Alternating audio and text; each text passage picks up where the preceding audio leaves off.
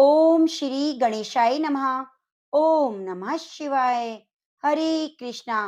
कान्हा जी की कृपा आप सभी भक्तों पर बनी रहे। आज मार्गशीर्ष मास के कृष्ण पक्ष की अष्टमी तिथि है, जिसे कालाष्टमी के नाम से जाना जाता है। इस दिन भगवान शिव की रौद्र रूप काल भैरव की उत्पत्ति हुई थी। बाबा महाकाल को कई नामों से जाना जाता है, जिसमें से एक काल भैरव भी है। पौराणिक मान्यताओं के अनुसार कालाष्टमी के दिन भगवान भैरव की विधि विधान से पूजा अर्चना और व्रत करने से व्यक्ति भय मुक्त हो जाता है। इसके साथ ही जीवन में आ रही परेशानियां दूर हो जाती हैं। नवग्रह बाधा से भी मुक्ति मिलती है। तो आज मैं आपको सुनाने जा रही हूँ काल अष्टमी की बड़ी पुण्य देने वाली और सभी मनोरथ पूर्ण करने वाली कथा।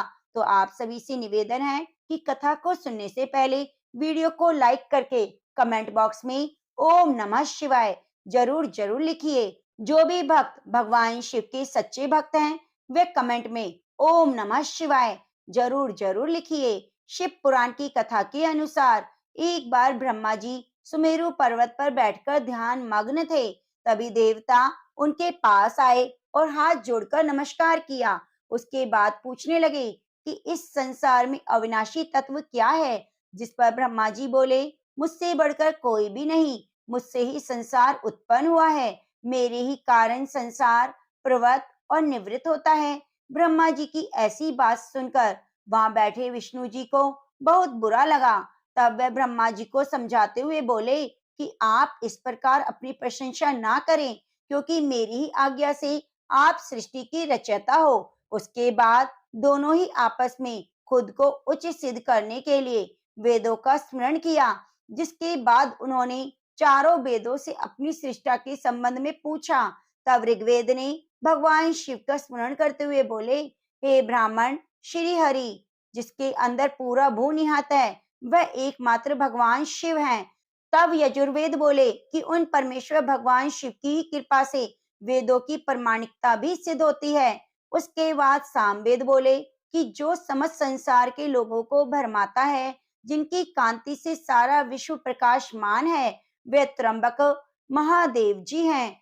वेदों की बात सुनकर ब्रह्मा जी बोले, हे वेदों, तुम्हारे वचनों से सिर्फ तुम्हारी अज्ञानता ही झलकती है। भगवान शिव तो सदा अपने शरीर पर भस्म धारण करते हैं, जटा जूट और गले में रुद्राक्ष है। वे सांपों को धारण करते हैं। भला शिव को परम तत्व कैसे कहा जा सकता है? उन्हें पर ब्रह्म किस प्रकार माना जा सकता है? ब्रह्मा जी और श्री हरि विष्णु के इन वचनों को सुनकर हर जगह मूर्त और अमूर्त रूप में विद्यमान रहने वाले ओमकार बोले कि भगवान शिव शक्तिधारी हैं, वही परमेश्वर हैं और सबका कल्याण करने वाले हैं। वे महान लीलाधारी हैं और इस संसार में सब कुछ उनकी आज्ञा से होता है। लेकिन इसके बाद भी उनका विवाद खत्म नहीं हुआ और झगड़ा बढ़ता गया। ब्रह्मा जी और विष्णु जी का विवाद खत्म ही नहीं हो रहा था। तभी उन दोनों के बीच से एक विशाल ज्योति प्रकट हुई, जिसका ना तो कोई आदि था ना ही अंत। इस अग्नि से ब्रह्मा जी का पांचवा मुख जलने लगा। तभी भगवान शिव वहां प्रकट हुए। जिसके बाद ब्रह्मा जी ने शिव जी से कहा कि तुम मेरी शरण में आओ, मैं रक्षा करूंगा। तुम मेरे ही सिर से प्रकट हुए थे और तुमने रोना आरंभ कर दिया था, जिससे मैंने तुम्हारा नाम रुद्र रखा। ब्रह्मा जी की बातें सुनकर शिव जी को क्रोध आ गया और उन्होंने उनके रौद्र रूप काल भैरव की उत्पत्ति हुई। शिव जी ने उस क्रोध में अपने रूप से भैरव को जन्म दिया। इस भैरव अवतार का वाहन काला कुत्ता है। उनके हाथ में एक छड़ी है। इस अवतार को महाकालेश्वर नाम से भी जाना जाता है। शिव जी के इस रूप को देखकर सभी देवता घबरा गए। भैरव जी ने क्रोध में ब्रह्मा जी के 5 मुखों में से एक मुख को काट दिया और ब्रह्मा जी के पास 4 ही मुख हैं। इस प्रकार ब्रह्मा जी का सिर को काटने के कारण भैरव जी पर ब्रह्म हत्या का पाप लग गया। ब्रह्मा जी ने भैरव बाबा से माफी मांगी। तब जाकर शिव जी अपने असली रूप में आए। भैरव बाबा को अपने पापों के कारण दंड मिला। फिर भगवान शिव ने उनको सभी तीर्थों का भ्रमण करने का सुझाव दिया, क्योंकि उनके हाथ से ब्रह्मा जी का कटा हुआ सर छूट ही नहीं रहा था। तो वे सारी जगह तीर्थ करने पर निकल गए। पृथ्वी पर सभी तीर्थों का भ्रमण किया, लेकिन काशी में पहुंचते ही उनके हाथ से ब्रह्मा जी का सिर छूटकर गिर गया और गंगा जी में प्रवाहित हो गया। वहां वे ब्रह्म हत्या के दोष से मुक्त हो गए। वाराणसी में इनका दंड समाप्त हुआ और इनका नाम दंड पानी पड़ा। प्रेम से बोलिए ओम नमः शिवाय। अब आइए सुनते हैं भगवान शिव की सभी मनोकामनाओं को पूरी करने वाली कथा। नारद जी ने एक बार भोलेनाथ की स्तुति करके पूछा, प्रभु आपको प्रसन्न करने के लिए सबसे उत्तम और सुलभ साधन क्या है? हे त्रिलोकीनाथ, आप तो निर्विकार और निष्काम हैं। आप सहज ही प्रसन्न हो जाते हैं। फिर भी मेरे जानने की इच्छा है कि आपको क्या प्रिय है। तब शिव जी बोले, नारद जी, वैसे तो मुझे भक्त के भाव सबसे प्रिय हैं, फिर भी आपने पूछा है तो मैं बताता हूँ। मुझे जल के साथ बिल्व पत्र बहुत प्रिय है। जो अखंड बिल्व पत्र मुझे श्रद्धा से अर्पित करते हैं, मैं उन्हें अपने लोक में स्थान देता हूँ। नारद जी भगवान शंकर और माता पार्वती की वंदना कर अपने लोक को चले गए। उनके जाने के बाद पार्वती जी ने शिव जी से पूछा, हे प्रभु, मेरी यह जानने की बड़ी तीव्र इच्छा हो रही है कि आपको बेलपत्र इतने प्रिय क्यों हैं? कृपया करके मेरी जिज्ञासा शांत कीजिए। तब शिव जी बोले, हे शिवे, बिल्व के पत्ते मेरी जटा के समान हैं। त्रिपात्र यानी 3 पत्ते ऋग्वेद, यजुर्वेद और सामवेद हैं। शाखाएं समस्त शास्त्र का स्वरूप हैं। बिल्व वृक्ष को आप पृथ्वी का कल्प वृक्ष समझे, जो ब्रह्मा विष्णु शिव स्वरूप है। हे पार्वती, स्वयं माँ लक्ष्मी ने शैल पर्वत पर बिल्व रूप में जन्म लिया। इस कारण भी बेल का वृक्ष मेरे लिए अति प्रिय है। माँ लक्ष्मी ने बिल्व का रूप धरा, यह सुनकर पार्वती जी कौतूहल में पड़ गईं।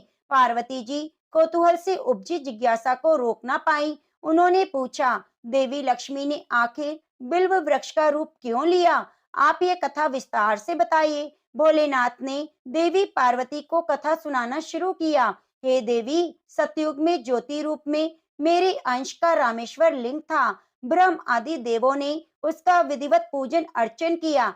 इसका परिणाम यह हुआ कि मेरे अनुग्रह से वाणी देवी सबकी प्रिय हो गई। वे भगवान विष्णु को सतत प्रिय हो गई। मेरे प्रभाव से भगवान केशव के मन में बाघ देवी के लिए जितनी प्रीति उपजी, वे स्वयं लक्ष्मी जी को नहीं भाई। लक्ष्मी देवी का श्री हरि के प्रति मन में कुछ दुर्भाव पैदा हो गया। वे चिंतित और रुष्ट होकर चुपचाप परम उत्तम श्री शैल पर्वत पर चली गई। वहां तप करने का निर्णय किया। उत्तम स्थान का चयन करने लगी। माँ लक्ष्मी ने उत्तम स्थान का निश्चय करके मेरे लिंग विग्रह की उग्र तपस्या आरंभ कर दी। उनकी तपस्या कठोरतम होती जा रही थी।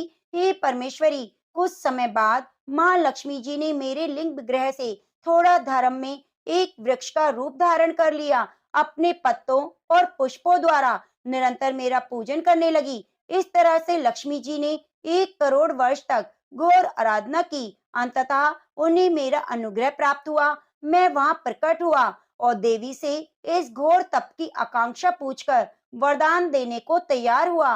महालक्ष्मी ने मांगा कि श्री हरि के हृदय में मेरे प्रभाव से बाघ देवी के लिए जो स्नेह हुआ है, वे समाप्त हो जाए। शिव जी बोले, मैंने महालक्ष्मी को समझाया कि श्री हरि के हृदय में आपके अतिरिक्त किसी और के लिए प्रेम नहीं, बाघ देवी के प्रति उनका प्रेम नहीं अपितु श्रद्धा है। यह सुनकर लक्ष्मी जी प्रसन्न हुई और पुनः श्री विष्णु जी के हृदय में स्थित होकर उनके साथ विहार करने लगी। पार्वती जी माँ लक्ष्मी के हृदय का एक बड़ा विकार दूर हुआ। इस कारण हरिप्रिया उसी वृक्ष रूप में सदा के लिए अतिशय भक्ति से भरकर यत्न पूर्वक मेरी पूजा करने लगी। हे पार्वती, इसी कारण बिल्व का वृक्ष, उसके पत्ते, फल, फूल आदि मुझे बहुत ही प्रिय हैं। मैं निर्जन स्थान में बिल्व वृक्ष का आश्रय लेकर रहता हूँ। बिल्व वृक्ष को सदा तीर्थ मानो, सभी देवों में देव मानो, इसमें तनिक भी संदेह नहीं। बिल्व पत्र, बिल्व फूल, बिल्व वृक्ष, बिल्व काष्ठ के चंदन से जो मेरा पूजन करता है, वह भक्त मुझे बहुत ही प्रिय है। बिल्व वृक्ष को शिव के समान ही समझो, वह मेरा शरीर है। जो बिल्व पर चंदन से मेरा नाम अंकित करके मुझे अर्पण करता है, मैं उसे सभी पापों से मुक्त करके अपने लोक में स्थान देता हूँ। हे देवी, उस व्यक्ति को स्वयं लक्ष्मी जी भी नमस्कार करती हैं, जो बिल्व से मेरा पूजन करता है। जो बिल्व मूल में प्राण छोड़ता है, उसको रुद्र देह प्राप्त होती है और ऐसे मनुष्य पर माँ लक्ष्मी की कृपा सदा बनी रहती है और साथ साथ भगवान नारायण की भी कृपा प्राप्त होती है। तो प्रेम से बोलो, लक्ष्मी नारायण भगवान की जय हो। अब आइए सुनते हैं भगवान विष्णु और माता लक्ष्मी की एक अन्य कथा। एक समय महाराज युधिष्ठिर ने श्री कृष्ण भगवान से कहा, हे पुरुषोत्तम, नष्ट हुए अपने स्थान की पुनः प्राप्ति कराने वाले, पुत्र, आयु, ऐश्वर्य और मनवांछित फल देने वाले किसी एक व्रत को आप मुझसे कहिए। श्री कृष्ण ने युधिष्ठिर से कहा, सतयुग के प्रारंभ में जिस समय दैत्यराज वृत्तासुर ने देवताओं के स्वर्ग लोक में प्रवेश किया था, उस समय इंद्र ने यही प्रश्न नारद से किया था। नारद जी ने कहा, हे इंद्र, पूर्व समय में अत्यंत रमणीक पुरंदरपुर नामक नगर था। वह नगर धर्म, अर्थ, काम और मोक्ष इन चारों पुरुषार्थों का उत्पत्ति स्थल होने के कारण संसार का भूषण रूप था। उस नगर में मंगल नाम का राजा राज्य करता था। उसकी दो रानियां थी, एक का नाम चिल देवी, दूसरी का नाम चोल देवी। एक समय राजा मंगल रानी चोल देवी के साथ महल के शिखर पर बैठा था। वहां से उसकी दृष्टि समुद्र के जल से घिरे हुए एक स्थान पर पड़ी। उसे देखकर अति प्रसन्नचित्त मन से राजा ने हंसकर चोल देवी से कहा, हे चंचलाक्षी, मैं तुम्हारे लिए नंदन वन को भी लजाने वाला एक बगीचा बनवा दूंगा। राजा के वाक्य को सुनकर रानी ने कहा, हे कांत, ऐसा ही करिए। उसके बाद राजा ने उस स्थान पर एक बगीचा बनवा दिया। थोड़े समय में बगीचे में अनेक वृक्ष, लता, फूल और पक्षियों से संपन्न हो गया। एक समय उस उद्यान में एक विकराल शरीर वाला मेघ तुल्य शूकर आ गया। उसने वहां आकर अनेकों वृक्षों को तोड़ डाला, उद्यान को नष्ट भ्रष्ट कर दिया। काल तुल्य उस शूकर ने कई रखवालों को भी मार डाला। तब उद्यान के रक्षक भयभीत होकर राजा के पास गए, सब हाल कह सुनाया। यह बात सुनकर राजा ने अपनी सेना को आज्ञा दी कि शीघ्र जाकर शूकर को मार डालो। उसके बाद राजा भी एक मतवाले हाथी पर सवार होकर उद्यान की ओर चल पड़ा। सेना ने शूकर को चारों ओर से घेर लिया। तब राजा ने उच्च घोष करके कहा, जिसके रास्ते में यह शूकर धाम निकल जाएगा, उस सिपाही का सिर शत्रु की भांति काट डालूंगा। लेकिन वह शूकर उसी मार्ग से निकल गया जिस मार्ग में राजा खड़ा था। उस घोर वन में राजा एकाग्रचित्त होकर शूकर को ढूंढ रहा था। एक एक शूकर के सामने हो गया। तब राजा ने बाण से उसे घायल कर दिया। बाण लगते ही शूकर अपने अधम शरीर को छोड़कर दिव्य गंधर्व स्वरूप को धारण कर विमान पर जा बैठा। गंधर्व बोला, हे महिपाल, आपका कल्याण हो। आपने मुझे शूकर योनि से छुड़ाया, सो बड़ी कृपा हो। अब मेरा हाल सुनिए। एक समय ब्रह्मा जी देवताओं से घिरे बैठे थे, तो मैं उनको अनेकों तरह के गुणों से युक्त गीत सुना रहा था। गाते गाते मैं काल स्वर से भटक गया। इसी कारण ब्रह्मा जी ने मुझे चित्ररथ गंधर्व को शाप दे दिया कि तू पृथ्वी पर जाकर शूकर होगा। जिस समय राजाओं का राजा मंगल तुझे अपने हाथों से मारेगा, उस समय शूकर योनि से छूटकर फिर गंधर्व को प्राप्त होगा। अतएव हे महीपति, मैं इस योनि में आया हूँ। आज आपके हाथ से मरकर मैं शूकर योनि से छुटकारा पा गया। अब मैं प्रसन्न होकर देवताओं को भी एक दुर्लभ वर देता हूँ, उसे स्वीकारिए। धर्म, अर्थ, मोक्ष, काम को देने वाला एक महालक्ष्मी व्रत है। इसे आप करके सार्वभौम राजा हो जाएंगे। अब आप प्रसन्नचित होकर राजधानी को जाइए। नारद जी कहते हैं, चित्ररथ गंधर्व तक्षण अंतर्ध्यान हो गए। राजा मंगल जो ही चलने को हुआ, त्यों ही एक बटुक बगल में मार्ग भोजन के लिए दिखाई दिया। राजा ने बटुक से पूछा, तुम कौन हो, किस लिए आए हो? बटुक बोला, मैं आपके राज्य में एक ब्राह्मण बालक हूँ, आपके साथ साथ यहाँ आया हूँ। मेरे योग्य कोई कार्य है तो बताओ। राजा ने कहा, आज से मैं तुम्हें नूतन कहूंगा। अगर यहाँ कोई जलाशय हो तो मेरे लिए थोड़ा जल ले आओ। बटुक राजा को एक बरगद के वृक्ष के नीचे बिठाकर स्वयं घोड़े पर सवार होकर जल लेने आगे चल दिया। थोड़ी ही दूर जाने पर उसे एक रमणीक तालाब दिखाई दिया, मानो स्वयं भगवान विष्णु और लक्ष्मी जी का निवास स्थान हो। वह तालाब स्वच्छ जल से भरा हुआ कमल पुष्पों से सुशोभित हो रहा था। तालाब के किनारे अनेक स्त्रियां कथा कह रही थी। बटुक ने स्त्रियों को अपना परिचय दिया और उनसे कथा के बारे में पूछा। स्त्रियों ने कहा, हमने महालक्ष्मी का व्रत किया है, सो उनकी कथा कह रहे हैं। स्त्रियों ने बटुक को व्रत की विधि बताई, फल बताया। स्त्रियों ने कहा, तुम इस उत्तम व्रत को करो, अपने राजा से कराओ, कोई उत्तम व्यक्ति मिल जाए तो उससे भी कराओ, किंतु नास्तिकों के सामने यह व्रत मत कहना। वह बटुक स्वयं पानी पी, घोड़े को पानी पिलाकर, राजा के लिए जल लेकर घोड़े पर सवार होकर चल दिया। राजा को जल देकर उक्त व्रत का माहात्म्य बताया और अनेक प्रकार की सामग्री एकत्रित कर राजा से व्रत कराया। तदंतर वह राजेंद्र घोड़े पर सवार होकर ब्राह्मण बटुक के साथ अपनी पुरी के निकट पहुंचा। अपने राजा को आते देखकर पूर्ववासियों ने तुरही आदि बाजों से बजाते हुए फूल मालाओं से स्वागत किया। स्त्रियों के द्वारा फेंके हुए धान के लाभों से पूजित हो उस ब्राह्मण बटुक के साथ राजा मंगल अपनी पटरानी चोल देवी के महल में गया।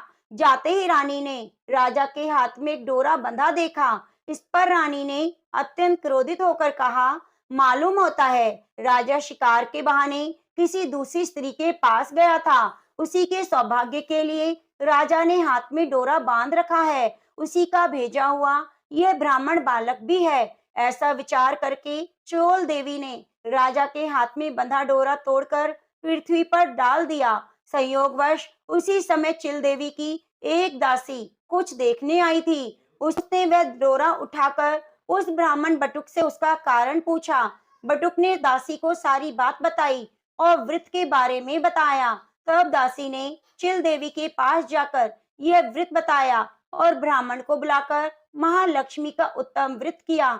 एक वर्ष बाद महालक्ष्मी के दिन चिल देवी के महल में बाजों का शब्द हुआ। यह शब्द राजा मंगल ने सुना।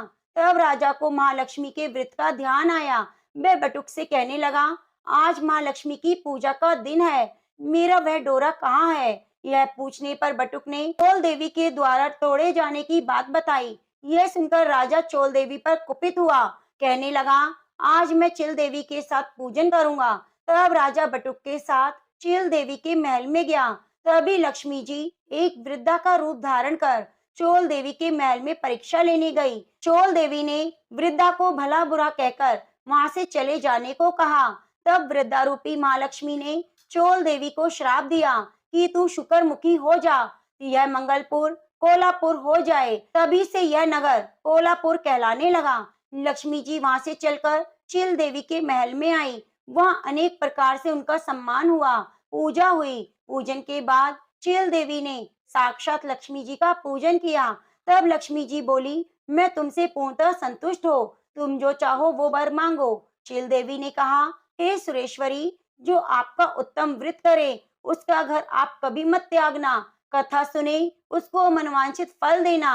लक्ष्मी जी तथास्तु कहकर अंतर्ध्यान हो गई।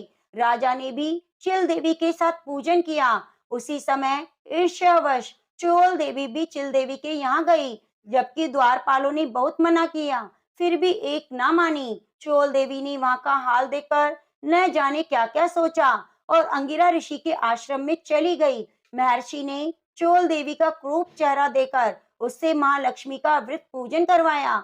महालक्ष्मी का व्रत पूजन के प्रभाव से वे लावण्य युक्त सुंदर स्त्री हो गई। किसी समय राजा ने शिकार खेलते हुए अंगिरा मुनि के आश्रम में सुंदर रूप युक्त चंचल नयनों वाली स्त्री को देखा। उससे देखकर राजा ने पूछा, यह कौन है? मुनि ने चोल देवी का सारा हाल बताया और राजा को सौंप दिया। तब राजा नगर में आकर चोल देवी और चिल देवी के साथ सुख भोगने लगा। चिरकाल तक राजा सप्तद्वीपों से युक्त पृथ्वी पर राज्य करने लगा। माँ लक्ष्मी के व्रत के प्रभाव से बटुक राजा का मंत्री बना। वह राजा पृथ्वी के सभी सुखों को भोगता हुआ अंत में जाकर आकाश में विष्णु देव श्रवण नक्षत्र बनकर स्थित हुआ।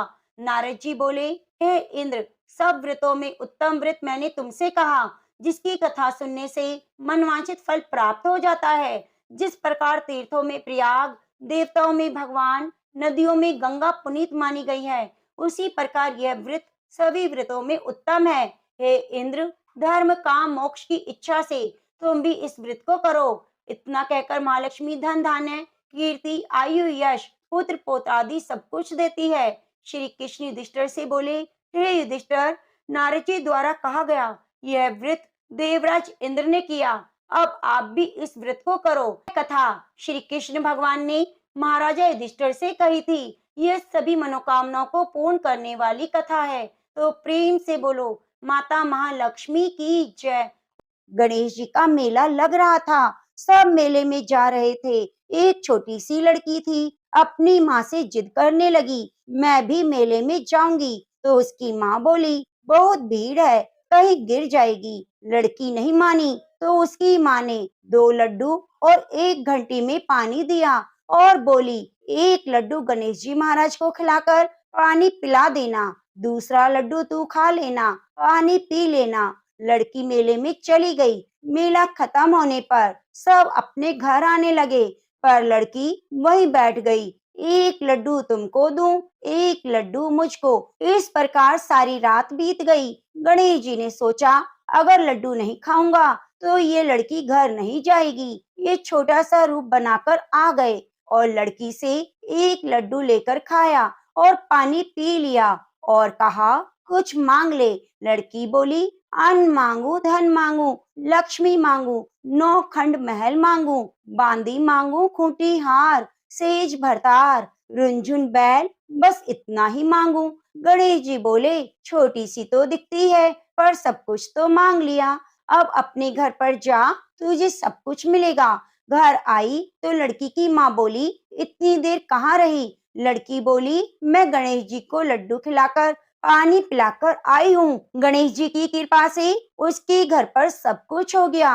हे गणेश जी महाराज, जैसे अपने उस लड़की को दिया वैसे सब किसी को देना। कहानी कहने सुनने वाले, ओंकारा भरने वाले के घर में धन लक्ष्मी के भंडारे भरना। तो गणेश भगवान की जय। अब आइए सुनते हैं भगवान श्री कृष्ण की लीला की कथा। भगवान श्री कृष्ण ने गोपियों के साथ बहुत सी लीला की। उनमें भगवान ने श्री कृष्ण ने गोपियों की मटकी फोड़ते, माखन चुराते और गोपियां भगवान श्री कृष्ण का उल्हाना लेकर यशोदा मैया के पास जाती। ऐसा बहुत बार होता। तो एक बार की बात है, यशोदा मैया प्रभु श्री कृष्ण से उल्हाने से तंग आ गई और छड़ी लेकर कृष्ण की ओर दौड़ी। जब प्रभु ने अपनी मैया को क्रोध में देखा तो अपना बचाव करने के लिए भागने लगे। भागते भागते जब श्री कृष्ण एक कुम्हार के पास पहुंचे तो कुम्हार अपनी मिट्टी के घड़े बनाने में व्यस्त था। लेकिन जैसे ही कुम्हार ने श्री कृष्ण को देखा तो वे बहुत ही खुश हुआ। कुम्हार जानता था कि श्री कृष्ण साक्षात परमेश्वर भगवान विष्णु हैं। तब प्रभु ने कुम्हार से कहा, कुम्हार जी, आज मेरी मैया मुझ पर बहुत क्रोधित है। मैया छड़ी लेकर मेरे पीछे पीछे आ रही है। भैया, आप मुझे कहीं छुपा लो। तब कुम्हार ने श्री कृष्ण को एक बड़े से मटके के नीचे छिपा दिया और कुछ ही क्षणों में मैया यशोदा भी आ गई। कुम्हार से पूछने लगी, क्यों रे कुम्हार, तूने मेरी कन्हैया को देखा क्या? तो कुम्हार ने कह दिया, नहीं मैया, मैंने कन्हैया को नहीं देखा। भगवान श्री कृष्ण ये सब बातें बड़े ही चाव से घड़े के नीचे सुन रहे थे। तो मैया वहां से चली गई। अब प्रभु श्री कृष्ण कुम्हार से कहते हैं, कुम्हार जी, यदि मेरी मैया चली गई तो मुझे इस घड़े से बाहर निकालो। कुम्हार बोला, ऐसे नहीं प्रभु, पहले मुझे 84 लाख योनियों के बंधन से मुक्त करने का वचन दो। तब भगवान मुस्कुराए। उन्होंने कहा, ठीक है, मैं तुम्हें 84 लाख योनियों से मुक्त करने का वचन देता हूँ। अब तो मुझे बाहर निकाल दो। तो कुम्हार कहने लगा, मुझे नहीं अकेले प्रभु, मेरे परिवार को भी 84 लाख योनियों के बंधन से मुक्त करने का वचन दो, तो मैं इस घड़े से बाहर निकालूं। भगवान कृष्ण कहते हैं, चलो ठीक है। उनको भी 84 लाख योनियों के बंधन से मुक्त किया। अब तो घड़े से बाहर निकालो। कुम्हार कहता है, बस प्रभु जी, एक विनती है, उसे भी पूरा कर दो, मैं आपको घड़े से बाहर निकाल दूंगा। तब भगवान बोले, बता दो क्या कहना चाहते हो। तो कुम्हार बोला, प्रभु जी, जिस घड़े के नीचे आप छुपे हैं उसकी मिट्टी मेरे बैलों के ऊपर ला दी गई है। इन बैलों को भी 84 लाख बंधन से मुक्त कर दो। तब भगवान ने प्रेम से प्रसन्न होकर इन बैलों को भी 84 लाख के बंधन से मुक्त कर दिया और वचन दे दिया। भगवान बोले, कुमार, तुम्हारी सब इच्छा पूरी हो गई, अब तो मुझे बाहर निकाल दो।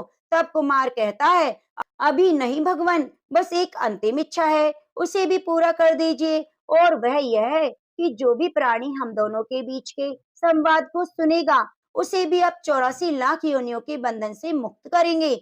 बस ये वचन दो, तो मैं आपको घड़े से बाहर निकाल दूं। कुम्हार की प्रेम भरी बातों को सुनकर प्रभु श्री कृष्ण बहुत खुश हुए और कुम्हार की इस इच्छा को भी पूरा करने का वचन दे दिया। फिर कुम्हार ने बाल श्री कृष्ण को घड़े से बाहर निकाल दिया, उनके चरणों में साष्टांग प्रणाम किया, प्रभु जी के चरण धोए, चरणामृत लिया, अपनी पूरी झोपड़ी में चरणामृत का छिड़काव किया, प्रभु जी को गले लगाकर इतना रोया कि प्रभु में ही विलीन हो गया। जरा सोचिए, जो बाल श्री कृष्ण 7 कोस लंबे चौड़े गोवर्धन पर्वत को अपनी छोटी सी कन्या उंगली पर उठा सकते हैं, तो क्या वे एक छोटे से घड़े को नहीं उठा सकते थे? चाहे कोई कितना भी यज्ञ कर ले, अनुष्ठान कर ले, दान कर ले, कितनी भी भक्ति कर ले, लेकिन जब तक मन में प्राणी मात्र के लिए प्रेम नहीं होगा, प्रभु श्री कृष्ण से मिलन नहीं हो सकता। तो प्रेम से बोलिए, कृष्ण भगवान की जय।